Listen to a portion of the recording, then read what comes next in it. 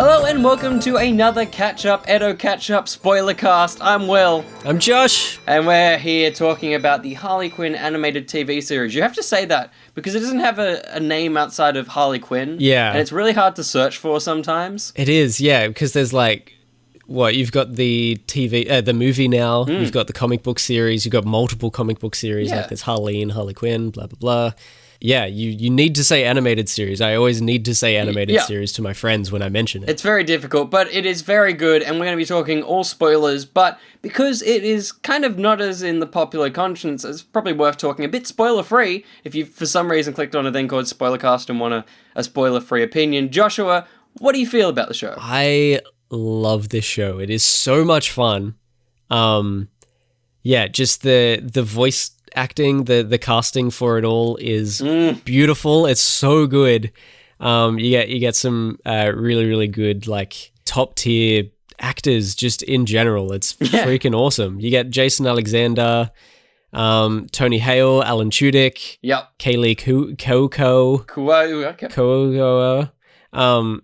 It's just freaking brilliant. Yeah, and just the progression, like the whole story that's told throughout the series, it just holds you for some reason. You just can't stop watching, unless you have to because you've run out of episodes to watch because it hasn't all come out yet. Yep. But it has now, which is great. It's all out. But I was just about to say that, like, I don't binge watch things. Like, I don't like the idea of the binge watch release culture. I like the idea of weekly episodes and that, like, water cooler chat. But this show, every time it ends, because there are only these 22-minute bites, I'm like, no, what happens next? Yeah, totally. But yeah, the 22 minutes made it so much more palatable, as like and bingeable. It's like Mandalorian was like that. It was much shorter than like an hour long, so you could just watch it. Like you could just watch and watch and watch, and only a few hours have gone by and you've watched over half the series. Yeah. As much as I love my Crowns, and I don't love Game of Thrones, but other people do, it is nice to have, like, a digestible TV show to watch every week. Yeah, and it's not going to absolutely suck all of your time away for your life. All the joy. Like, you could watch this entire series. It'd take you, like, less than 6 hours. It's so good. So if you have an avenue to watch it, please do. It's very difficult to find it legally, so do your best. But if you can't, good luck. So we're going to dive into spoilers now. So if you haven't watched the show, go and find it. And if you have, stick around, Lucas. There you go. So first off, it's very important to note this show. Actually, I probably should have said this for these other folks that haven't seen the show, but this is very adult in every sense of the word. And as much as like there were F-bombs in the teaser trailers and stuff, I'm not sure I was entirely ready for it for some points. It kicks off in a big way. My goodness, there are F-bombs. She explodes a dude's kneecap with a giant hammer within the first minute, maybe the first 30 seconds. Yeah. It's insane. I mean, we will probably bring it up later as well, but it's similar in Birds of Prey where it's like, okay, you didn't market this as this intensity, but sure. Yeah, definitely. Birds of Prey, I was not expecting someone's face to get peeled off. No. I mean, the Joker does that in this as well, so... Yeah, but, well, that's another thing, actually. This is very similar to Birds of Prey. Might as well dive into that, yeah. Yeah, the whole, like, emancipation of Harley Quinn thing. It's basically her realizing that the Joker is a piece of trash. Well, in the animated series, all of her friends are trying to make her see, all of her friends, Poison Ivy is trying to make her see that the Joker is a piece of trash and doesn't actually love her. But obviously in the film, as we've said, she sort of makes the realization herself and then works out how to separate herself in that way. But there's a lot of similar beats throughout this. Especially in the very first episode, which we watched together. And we discussed this as well in the Birds of Prey thing, but it's like she destroys where her and the Joker used to live, or in the case of the film, where she was born, in that, she goes to a fun house, and in that fun house, just before an action sequence, she manages to find a baseball bat that's basically like in the animated show and vice versa. It's very strange, and I think the biggest thing is, I think this show kind of set the bar too high for Birds of Prey. And I think that's one of the very few reasons it never quite meets it, is that I've just enjoyed such a great interpretation of the DC universe and that kind of tone that Birds of Prey was like, I think I like it animated. Yeah, I agree.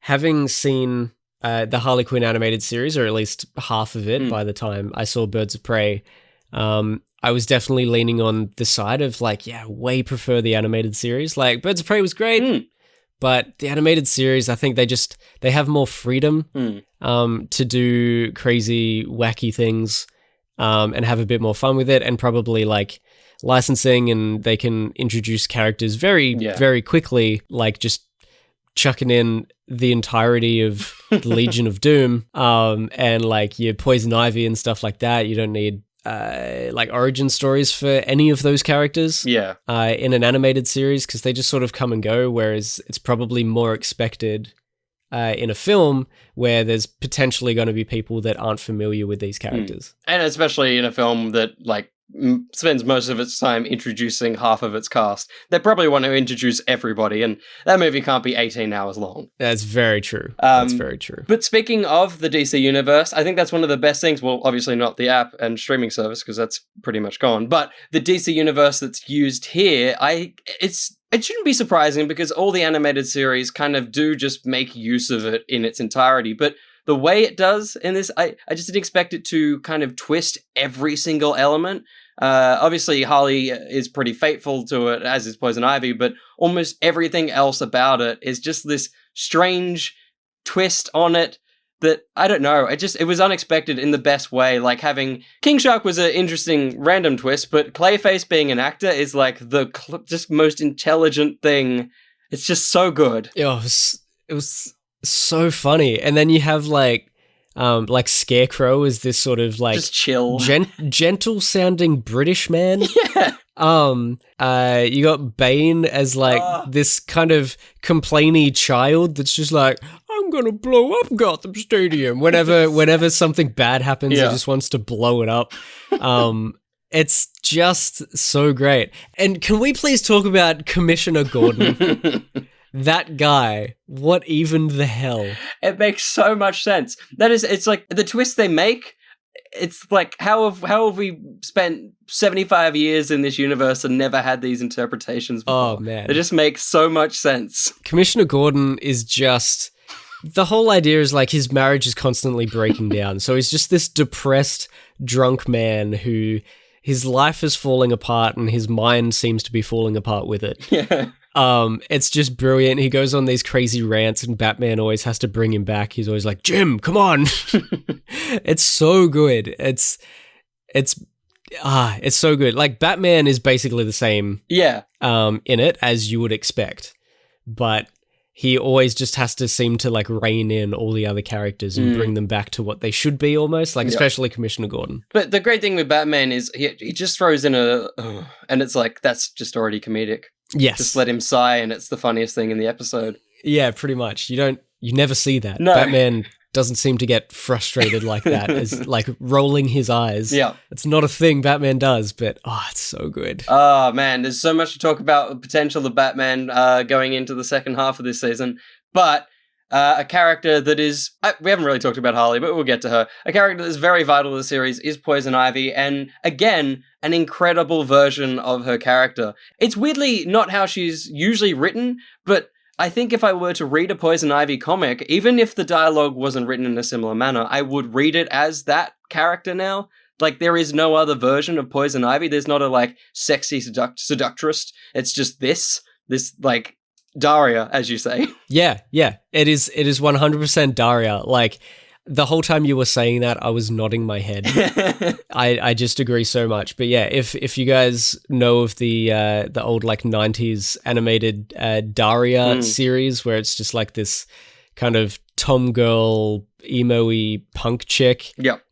Just very monotone, just kind of over everything and over humans and humanity and stuff.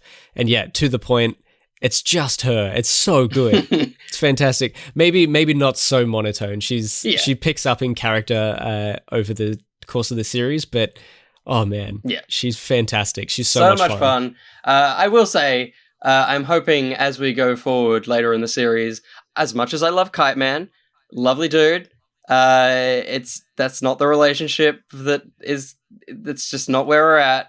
I don't know how they're going to get to Harley and Ivy, but they've got to get there. It's gonna happen, surely. But I'm going to feel so bad for Kite Man, because that guy. Oh man, he doesn't know she's back, does he? No, not at all. Hey, we haven't seen that yet. No. Interesting. He's probably still living behind the thing. Their relationship, Harley and Ivy in general, is just like, it is the key to this show's success. And the fact that it's like, again, we don't really get an origin story of how they know each other apart from the fact that they share the, Arkham Asylum at the beginning of the series. But it's just an instant chemistry, I think, mainly through voice acting as well, that it's just so much fun. The show is so much fun. It is, yeah. And like you said, the team that they build together, including like Jason Alexander's character, the plant, yeah, all of it. Like they make up this beautiful chemistry in their friendship / sometimes not friendship, but then back to friendship again. And it's quite funny that you say that, because that little tight-knit apartment group I love so much. But as we went into the series, it became apparent that Harley wasn't going to get into the Legion of Doom by herself, at least not to be noticed by herself. So she went about getting a team, and I was worried because I was like, I kind of like the small cast. But they managed to find like 3 other people that are just equally brilliant. Yeah, absolutely. And like Jason Alexander's character isn't in it all that much. No. He just kind of comes and goes because he's an old man that falls asleep, so they just leave him behind all the time. He turns into a car. He does. That was so freaking weird. The chemistry, the characters all together, just having all of their separate things, like they seem like such a mixed bag, but they work so well together. Like they've been written so perfectly in the missions that the writers have come up with for them to do. Yep. And the way they just pieced, like each of the characters had their own job in every single mission. And it was often fairly interesting and varied. Yes. And sometimes you'd be surprised by who like Clayface has turned into. Like you just see a character and then all of a sudden you hear Clayface's voice coming from that character and you're like, what? Wait a sec. Like you kind of weren't expecting it, but all of a sudden it happens and you're like, of course that's what he's doing right now. That's great. Yeah, actually, it's a good point that it's cool that they actually have a lot of kind of missions before they get split up, because a lot of these kind of shows are like, they're together, here's an episode of them doing stuff, and now it's all over. But they actually give the time for the team to have a dynamic before they fracture it, which was really good. Yeah, that's like the character building over the life of this whole series so far has been so good. And like just recurring characters that come back. Yeah. And there's like references to those previous episodes and what happened in them and how people have progressed and grown since then and stuff. Like, it can be a little bit subtle, but like it's great. It is very good. And there's no better written character in the show than, of course, Harley Quinn, who's our protagonist. And I realize a lot of our podcasts, we talk about everything but the protagonist, because generally they're just really, really good and there's nothing to say. And it's almost the same with this. But the one thing I want to say that I appreciate from this series is how much they pay tribute to the fact that she is a psychiatrist? Both? Psychiatrist, I think. Yeah, I think so. But the fact that just from the very first episode, there's references to that and they're scattered throughout, it's very good, especially in the final episode where Scarecrow gives a verdict on what's wrong with Batman, and then she comes in, she's like, this is the same thing, and it's like, it's because she's smart. Yeah. I love that they keep going back to Harleen Quinzel, like flashbacks and dialogue between Harley and Harleen. Yeah, like you said, just to constantly remind you, she's actually very intelligent, but just a little bit insane. Maybe a lot insane. Yeah. It's so good. And one of the other things I love is the way she talks between being with Mr. J, with the Joker, and being with anyone else. Yes. She goes into the classic Harley Quinn voice where she goes a little bit higher, a little bit more almost like baby voiced and cutesy and flirty. But when she's with anyone else, she just talks like a normal human being. Yeah. It's a good take. Yeah, and she's also like when she is with the Joker, she goes into more of her like Chicago like nice to meet ya Yeah. kind of voice, but that's not at all. It's like standard American accent anywhere else. Mm. It's really interesting, the flip between. So you know when she's like being manipulated by the Joker and when she's kind of in her own head. Yeah, it's, I mean, obviously on a different playing field almost, but it's a similar kind of addition in Joker when he has a card that he has a mental illness, and that's where the joke comes from, giving like a context to why the voice is so strange around a certain person. Like, it's a good little bit of meta that maybe will get carried over to comics in the future, as a lot of those kind of things are. Yeah, I hadn't thought about that. But, and also just Kaylee Cuoco, because I think we were both in the same camp of, even though I'm not a Big Bang person. Big Bang person. I know, that was a bit weird.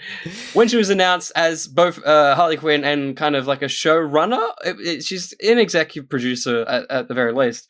I think we were both in the mindset of like, she's just Penny, but she does a very good job of encapsulating what it is to be Harley Quinn in a similar but different way that Margot Robbie has done for the movies. Yeah, and now both of the Big Bang girls have played Harley Quinn, right? They have, yeah. Melissa Ranch played her in, I think it was like Batman and Harley Quinn, the animated film. Yeah, something like that. And you've seen that? I think so. I've seen most of them. They all blur into one eventually. Okay, fair enough. And I thought I remembered you saying that you saw it and you weren't a huge fan of her take on it? Yeah, it wasn't quite... It was a lot more of an impersonation that didn't meet. It wasn't her own take. Sure.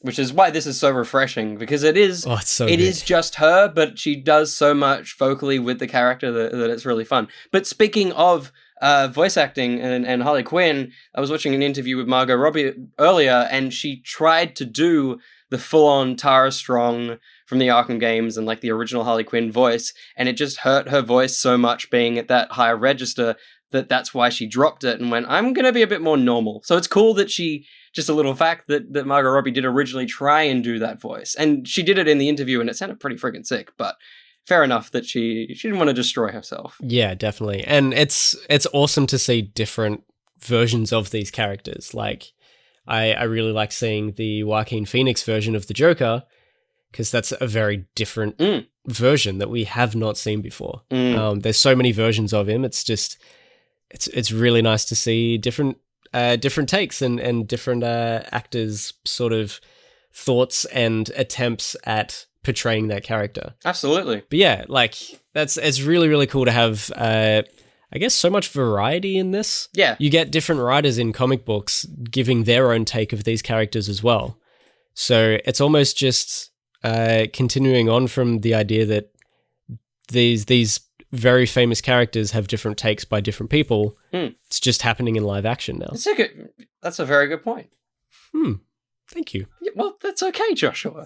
Yeah, But staying on different portrayals of characters, Alan Tudyk deserves all the love. We need to briefly talk about him for both playing the incredible Clayface that we've already discussed, but also his Joker, which manages to pull upon, obviously, Mark Hamill a lot, but he does a lot of his own kind of Tudykness, brings a lot of that to this Joker. He's a lot ruder as well. I don't think the Joker's ever been this dickish. Yeah, definitely not. He's this whole series is very hardcore. Like, It is. just keep that in mind if you go and check this show out. I feel like we have a close friend that this might be too much for.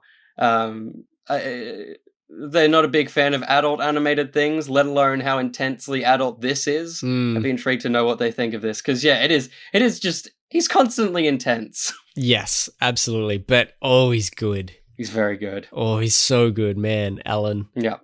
Alan. Now, Alan, my favorite quote from the whole series, apart from one other one that I've gotten written, I've shown it to so many people. I think it's the first thing I showed to you of this, but it's, I think they've just robbed a bank, but everyone's focused on Harley, and the Joker walks out with one of his goons, and the goon just kind of mumbles about the fact that Harley's currently getting attention, and the Joker's like, no, speak the f*** up!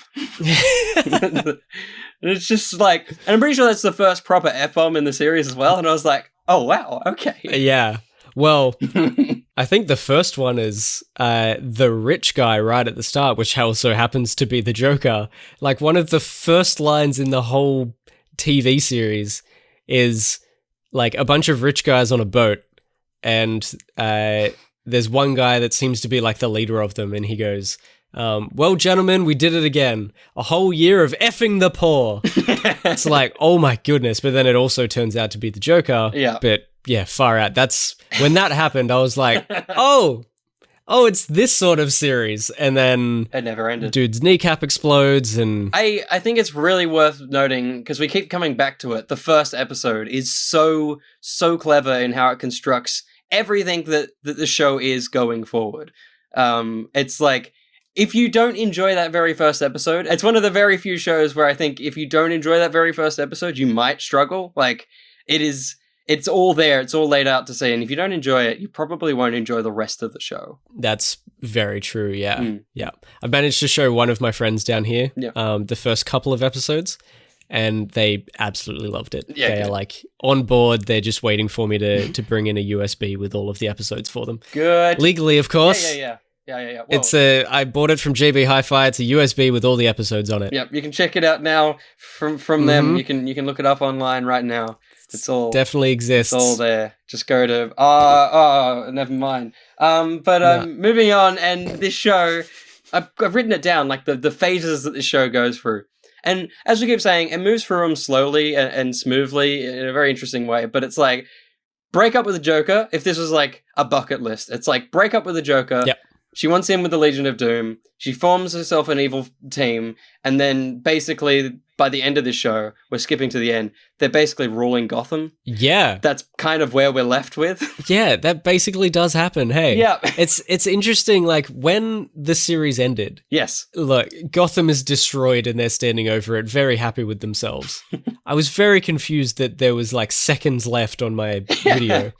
Because I'm like, that's not how anything ever ends, with the city being destroyed and basically the bad guys winning, because you forget that this series is all about the bad guys wanting to be as bad as possible. It's so weird. It's so weird to end on that note. I guess it also happened with the Joker. That's true, yeah. Like, that movie ends with the entire city just in a shambles and rioting.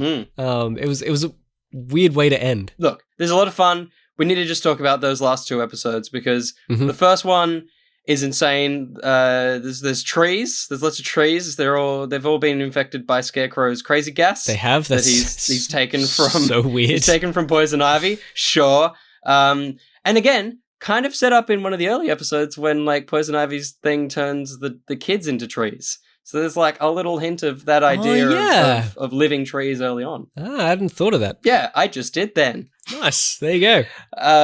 But that happens. They try and take on the trees. The Justice League are like, hey, you did that. You naughty, this is Harley Quinn's group. You naughty little group. We're going to throw you in the Phantom Zone, which seems like a leap. That feels like a big jump. It was pretty huge, yeah. That was bizarre. That was great, though. That whole was very good. section where you've got the Flash, Green Arrow, Green Lantern. Yep. Man, what the heck? Was very fun. That was so bizarre. But, of course, they get trapped in the Book of Fables? Or do they get trapped in the Phantom Zone? Yeah, no, the Queen of Fables puts them in the Book of Fables, I believe. Yeah. So that was intense, and as far as we know, that's where they still are, which is wild. Again, this whole series ends in shambles. That's very true, yeah. I had totally forgotten that they were there. Yeah, there is no one to save the world. Well, Gotham in particular. Except Batman. Yeah, and a giant Poison Ivy. Oh yes, that happens. She takes some of Scarecrow's poison, right? And that for some reason does that. Yeah, so she goes, well, this poison turned those trees into giant things, so maybe that will work the same on me since I'm mostly made of plant. Yeah. Or like have some connection to plants. Maybe that will also grow me, and then I will be able to take down the plants. Yeah, and she does. Yeah. And one of my like favorite jokes, which is so weird and bizarre, happens here where she breaks a tree in half and then she looks at the rings of the tree and goes, oh, it was only a child. It's so intense. That was so subtle and weird. It's so good. It's actually quite funny. Again, because in this series, very early on, they go inside the mind of Harley Quinn through using Tony Hale's character. And then they go inside the mind of Poison Ivy later in the series. Both are kind of the best moments of the show. And in there, they like kill trees. Again, kind of setting up for the series finale. Yeah. Yeah, I hadn't thought of that. There's lots of...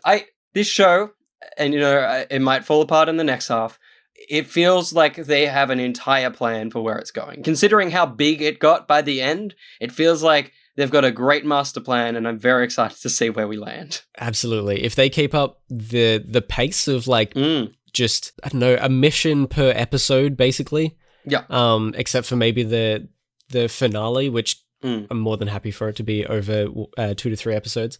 Yeah. Sweet. Like, that's amazing, because there's this ongoing thread through the whole thing, but then, yeah, you've just got these contained little episodes, and it's slow running, but not too slow. Like, if they can keep up that pace properly in season 2, yeah, please, like, it will be so great. But we might as well talk about where we end up by the end of the series. Basically, the Joker wants to remove what made Harley Quinn, take her back to being Harleen, basically remove the insanity by throwing her in, so basically reverse acid, which, I don't know chemically how that works, but it's a comic animated show. It's fine.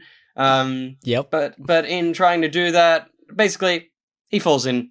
She's like, "Screw you, buddy." No. And it all plans out. It all goes well, but then they blow up his Joker thing, and the world goes to shit. It's just, there you go. I just needed to get us there because we need to talk about where we think this is going. Yeah, definitely. I was expecting him to turn into a normal dude. Yeah. As well. Like, there was no reverse acid thing to happen to him. I was sort of... No. Not by the looks of nothing things. happened. Yeah. It was like he just fell into water. Like, what was the point of that? Yeah. It's just bizarre. Yeah, it will be intriguing because he does raise his little hand, which looks a lot like, mainly because I watched the Batman 89 movie. It's kind of Jack Nicholson's hand does that when he falls into the acid, which was really cool. Yeah, okay, a little cool. reference to that. But he does just still look jokery. Maybe he's even more insane, I guess, is the possibility. Could be that, yeah. He's definitely probably much, much angrier. Yeah! The next series, I'm sure, there will be so much vengeance. He's going to be very mad. And speaking of vengeance, is Batman dead? Because Batman was in the building when it all crumbled. They got out, and they were like, "What happened to Batman?" And they're like, Oh, yeah. Holy crap. Yeah. So Justice League's gone, Batman's gone, Gotham is destroyed, Joker might be dead. If not, he's completely mental. Everyone's ruling over it. A storyline, I was trying to find it, I didn't look enough into it, but No Man's Land, which is a storyline where Gotham is destroyed, and a lot of the kind of street level heroes try and help it out. And by the end of it, Lex Luthor is the main driving force to bring it back to good, which, I could see them adapting because Lex Luthor is, a bit of a face for some of the episodes and is clearly in the public mind. So maybe they do that. The biggest thing and weirdest thing is that the earthquake that they were detecting in this was like an 8.6. No, the earthquake in this was a 7.6. In the actual story, it was an 8.6. So it's very, very direct in terms of like just referencing that other story. So maybe No Man's Land is where we're headed, which would be cool. Ooh, that sounds awesome. Cool, yeah. And the other thing is, what if, because there's the Batman Who Laughs, what if Batman actually fell in the acid as well? And we get like the creepy evil Batman for the next season? Because this show would like do wild things with that. Is that new one? I think so, yeah. That's a relatively new version of Batman where he sort of looks like the Joker and he's got a crazy weird helmet mask thing and like crazy scary teeth. Like if you look at pictures of that dude, he could slip and slide straight into this show with ease. So it'd be very exciting to see if they did that. That would be so weird, yeah. Having him as such an emphasis throughout the series, but doing nothing with him, and then for the second half twisting that would be pretty cool. That would be cool. Like, yeah, like Harley and him become villains, but she has to stop him from being freaking insane. And for whatever reason, she's trying to turn him back. Yeah. I would assume. Yeah, that would be... Because it's basically the reverse of her story, where she started evil and kind of found the light. Or not even reverse, but she has to take him on that same kind of journey, possibly. Something like that would be interesting. Yeah. Yeah, that would be very cool. Yeah, but either way, the next... if you don't know, April 3rd is when the show comes back. It was originally going to be one long run of episodes, and they kind of split it in half because they were like, maybe we should just put a bit more time into this show, which is fair. Yeah, but... Also, April 3rd is so soon, because it just finished this weekend. Yeah. So that's like a month and a week. It is. That's insane. What the hell? It does feel like, why stop? Yeah, like, they're taking a break for a month and a week. Yeah. Like, what is that? That's They're just having a holiday. I'm very happy about that, though. Yeah. That's fantastic. That's great news. It'll tide us over probably directly into some Marvel and Disney Plus stuff as well, which is good. Ooh, yeah. But have you got any more thoughts on this show? I just wrote a couple of jokes from the last episode that really tickled my fancy. Good. So, the Joker captures Batman at one stage, and then Scarecrow takes his mask off. Oh, yeah. And the Joker gets real pissed at him because he's like, part of the relationship was like having the mystery, and that was the fun. And then he's like, man, so you own like Wayne Tech, and you guys said that there'd be electric cars. Where's my electric car, Bruce? Yeah. The way he said that was just so bizarre. Yes. Like he says, Where's my electric car, Bruce? Yeah. It's so weird the way he says it. It's fantastic. There's one a little bit later where I think he's trying to impress Harley by reading Infinite Jest. Yeah. Over like a video. And he's like, I was reading Infinite Jest. And she says, spine looks pretty intact. And he's like, I have a digital copy too. Yes. It's so dumb. And also, that stood out to me a lot because one of the HeadGum episodes, Jake and Amir's new like podcast video series thing, there's an episode where their character Jeff is trying to pitch an infinite vest. Yeah. And so he's like, infinite jest. Well, picture this, infinite vest.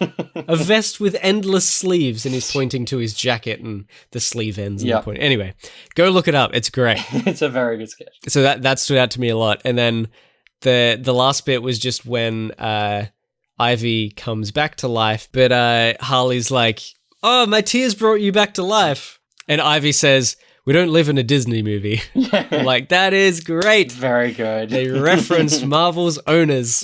What a badass look, though. Oh, it's so cool. It's so sick. The whole thing. Yeah, like she's got a lot more black going on.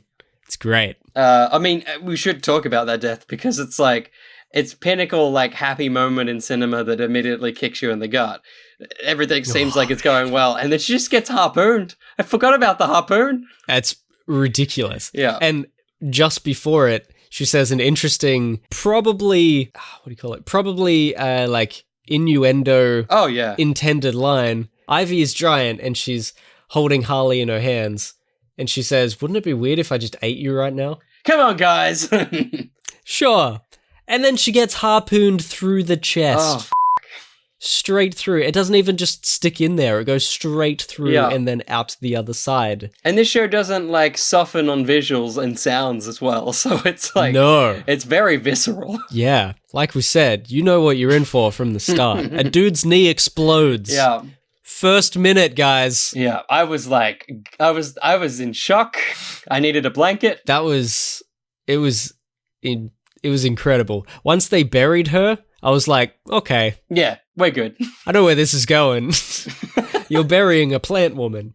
Like, that's going to be on one of our t-shirts. You're burying a plant woman. I know where this is going. Yeah, but far out. Yeah, that is a poignant moment. It's very good. The music in it is great. The music in this whole show is incredible. Mm-hmm. There's a lot of stings that are reoccurring that sometimes get a bit grating. Like, Ivy's got this kind of ethereal thing that kind of flows. And every time that came in, it was like, it felt like I was failing the Poison Ivy boss battle in like an Arkham game. And I just kept doing it. I'm like, oh, God damn it.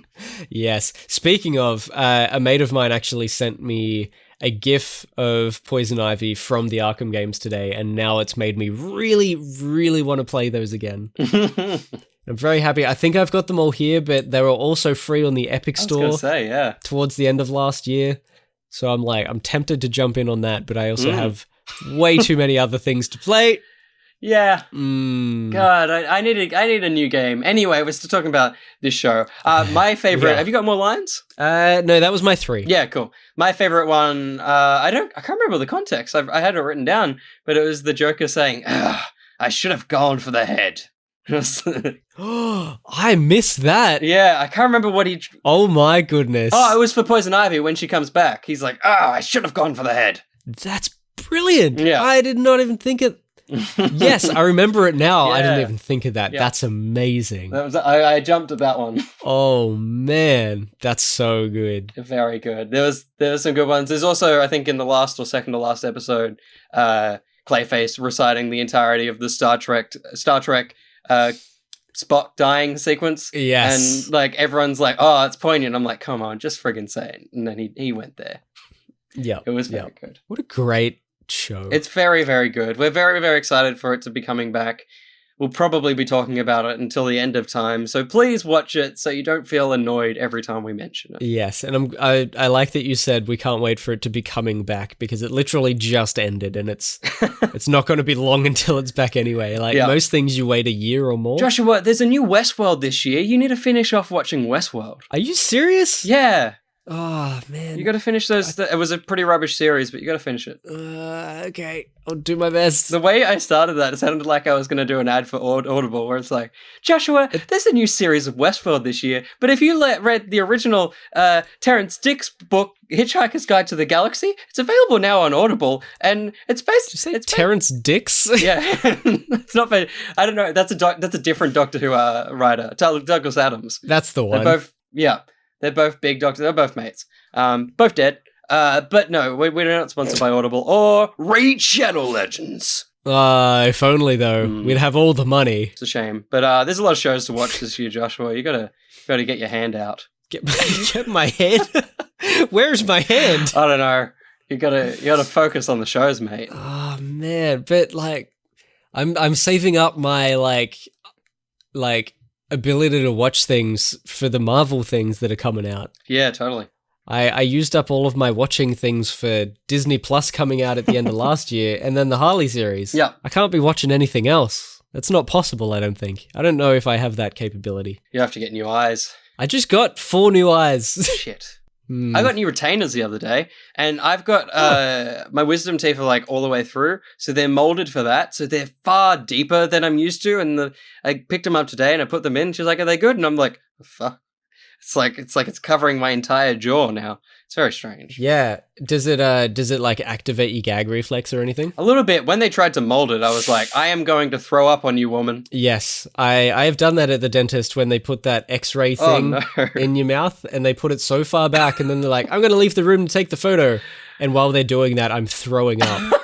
And then they come back and they take the thing out, and then they realize, and they're like, all right, spit that up. I'm like, okay, thank you. Oh my God. Because I cannot have things in my mouth like that. Oh, God. It's awful. Also, last week I nearly died because I had a piece of steak stuck in my throat Jeez. for half an hour, and I couldn't swallow anything, including saliva, because at one point I was just sitting there wondering what I should do, and then I threw up a lot of saliva because that's all I was swallowing at the time, and it didn't go down. And I was in the middle of a restaurant. Oh, I've never been uncomfortable via text message. That's not true. I've definitely been more uncomfortable, but it was very uncomfortable to read. Oh man, it was uncomfortable to be alive. I bet. To be honest. Another t-shirt right there. Yep. Are we at the end of the episode, speaking of uncomfortable being alive? I think so. I think we're very much. I think we're there. We made it. We made it. We made it through 13 episodes and a 40-minute podcast. We did it, guys. Let's all hold hands and sing Kumbaya. Kumbaya. I don't think anyone's ever said that song like that before. Sing Kumbaya. Kumbaya. It's the new breed of kombucha. Oh, they should do that. Let's do that. Let's make our new blend. All right, done. Edo's Kumbaya. Kombucha. Kombucha. Kombucha. You have to say it. The word will still be read, kombucha, but you have to tell people you read it differently. Kumbaya? Oh, yeah. And then it's like chai tea. Ooh, kumbaya. Yeah, kumbaya. Kumchai tea? Kumchai bai? Kumchaya? Yeah, there it is. Nailed it. Yeah, we're definitely done. If you're watching this on YouTube, there's a bunch of videos here for your eyes. I'm sorry that we couldn't provide anything for your eyes this week in this video. I'm going to say that again, but I'm not going to delete any of it. Good. If you're watching this here on YouTube, there's plenty more videos for your eyes that you can watch. Sadly, nothing to do with your eyes for this video, but I hope your ears had fun. But, no link for that. I've been Will. I've been Josh. Thank you for listening, guys. Thanks, gang. But until next time, see you later. Laters. I've just noticed my, one of the keys on my keyboard, it's the one that's like a slopey line? What do you call those? Like backslash? Yeah, depending on which direction it's going. Yep. And then and it's that one and the one with like a straight line above it. Yep. That key is disgusting, and I will take a photo of it and show you. There's just no spacing between both of those things. But the key, and it's also like it's bumped low, like the adjustment or the alignment of it's really low, so it's like they've just wasted so much space. I'll see you all next week. Bye. I'm so confused.